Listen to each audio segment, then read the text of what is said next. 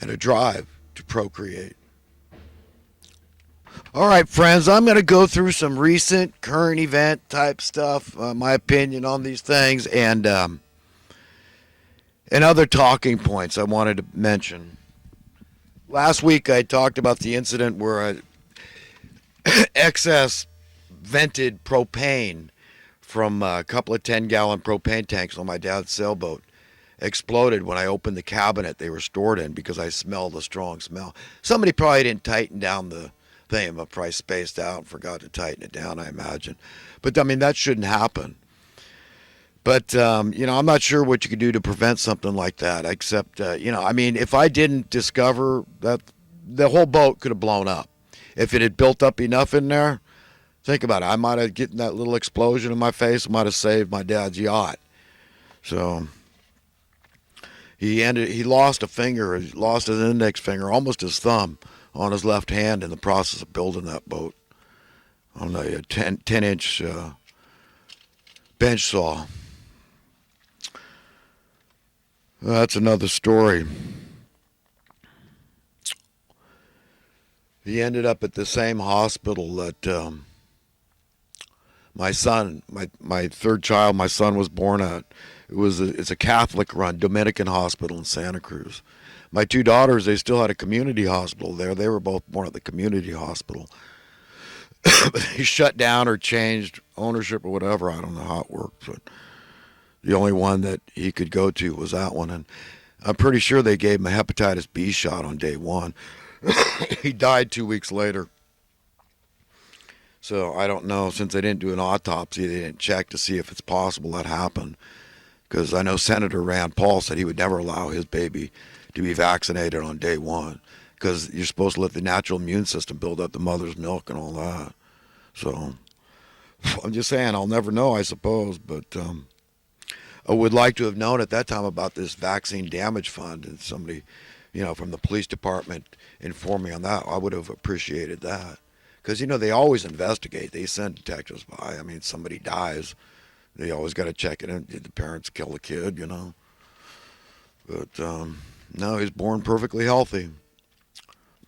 If you read this version of Adam Smith's book, The Wealth of Nations, only get this one. It's the only one I could find readable. But it's hard to read. It's tedious to get through it. But, if I read that entire book, page by page, and came away with nothing more than the fact that, Adam Smith points out every nation's single greatest asset is its workforce, a willing workforce. Okay? It would have been worthwhile because it placates every other false notion out there. There's no way anybody can argue that truth. That is a succinct truth. This is a man that devoted his life to understanding economic principles. Okay? He knew what was what. Okay, and he knew that was something he wanted to say clearly, is that this is his come away, is that you got to understand that labor is being taken advantage of all the time. It's that land is not being shared fairly, and that is not God's will. God is not getting his way. This invisible hand, it's evildoers on high that manipulate us to keep a huge swath of the population poverty-stricken, desperate, in fear. They're malleable when they're like that.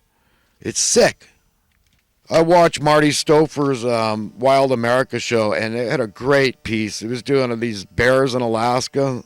It was a grizzlies.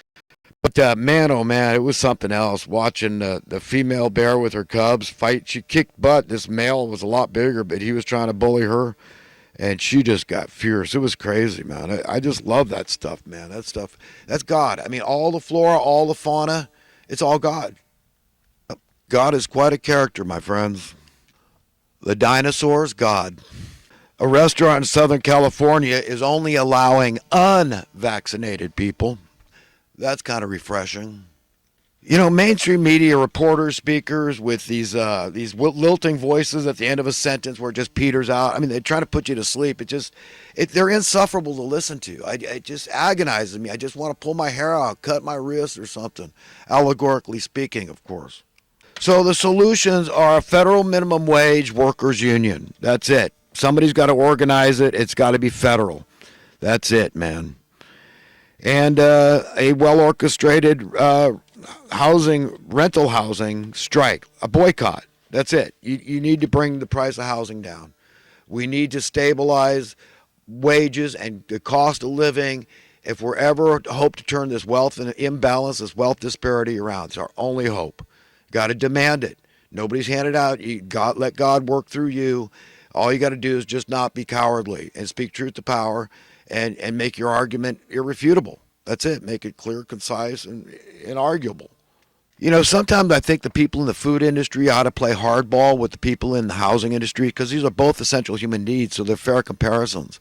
I mean, if people had any idea if the cost of food is kept up commensurately with the cost of housing, the percentage-wise I'm speaking, you think it over. Okay, this is crazy, man. This is so immoral, it's sickening. I'm confused about the vaccine issue. They're saying that vaccinated people, because they're getting careless, they're giving it to unvaccinated people. Great.